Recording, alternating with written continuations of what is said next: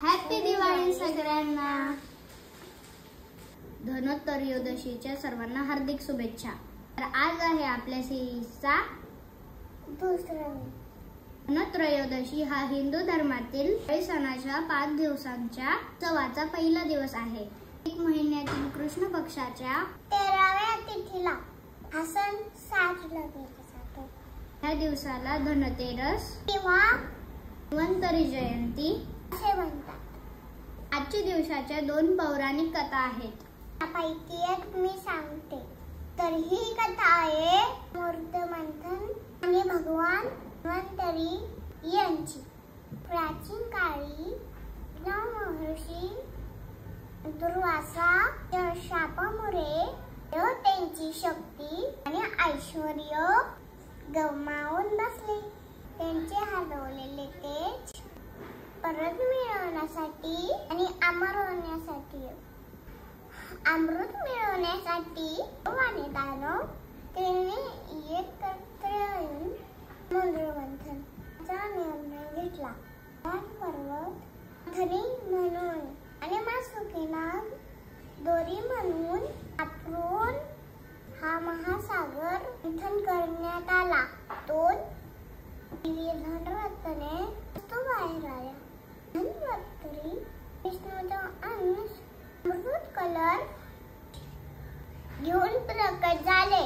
पण धन्वंतरी आरोग्य आणि औषधाचे घेऊन आले।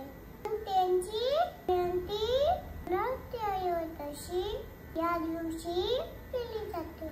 हातात अमृत कलश होता। या दिवशी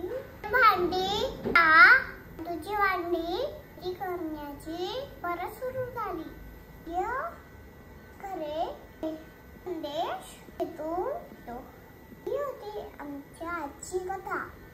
आजच्या दिवसाची दुसरी कथा म्हणजेच हेमाराजाचा पुत्र आणि यमदीपदान ही आहे। प्राचीन काळी हेमा नावाच्या राजाला एक पुत्र झाला। ज्योतिषांनी भविष्यवाणी केली की राजकुमाराचा विवाह झाल्यानंतर चौथ्या दिवशीच सर्पदंशामुळे मृत्यू होईल। राजकुमाराच्या विवाहाची वेळ जवळ आली। त्या निश्चित दिवशी त्याच्या तरुण आणि हुशार पत्नीने त्याला झोपू दिले नाही आणि राजकुमाराच्या प्रवेशद्वारावर सोन्या चांदीचे दागिने आणि नाण्यांचा मोठा ढीग लावला। संपूर्ण महल दिव्यांनी लखलखीत केला। जेव्हा यमराज सापाच्या रूपात राजकुमाराचे प्राण घेण्यासाठी आले, दिव्यांच्या आणि सोन्या चांदीच्या तेजस्वी प्रकाशाने त्यांचे डोळे दिपले। ते खोलीत प्रवेश करू शकले नाही। यमराज त्या सोन्याच्या ढिगाऱ्याजवळ बसले आणि रात्रभर राजपुत्राची पत्नी त्याला ज्या गोड गोष्टी आणि गाणी सांगत होती ते ऐकत राहिले। सकाळ झाली आणि मृत्यूची वेळ टळून गेली। यमराज शांतपणे परत गेले। त्याच्या हुशारीमुळे आणि दिव्यांच्या प्रकाशामुळे राजकुमाराचे प्राण वाचले। तेव्हापासून काली मृत्यू टाळण्यासाठी धनत्रयोदशीच्या रात्री घराबाहेर दक्षिण दिशेला जाऊन दीपदान करण्याची प्रथा सुरू झाली। तर ह्या होत्या आजच्या दिवसाचे महत्त्व सांगणारे 2 कथा। आज आपण सर्वजण निरोगी आयुष्यासाठी देवाकडे प्रार्थना करतो। निरोगी शरीर आपले मोठे धन आहे आणि आपण त्याला जपले पाहिजे। आज आपण धन आणि धान्य यांची पूजा करतो।